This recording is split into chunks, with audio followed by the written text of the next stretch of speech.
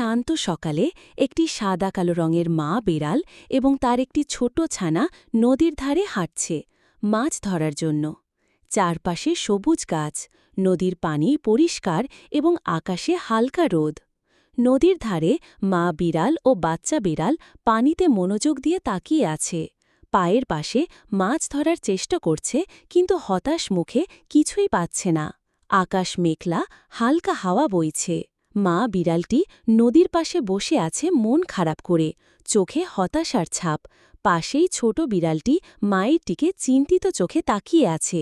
পেছনের দৃশ্যে সূর্য ডুবে যাচ্ছে। পরদিন সকাল, আকাশ উজ্জ্বল।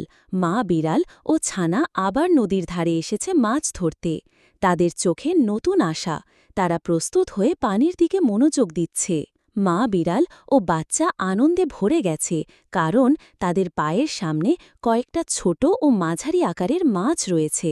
তারা খুশি হয়ে একে অপরের দিকে তাকিয়ে আছে।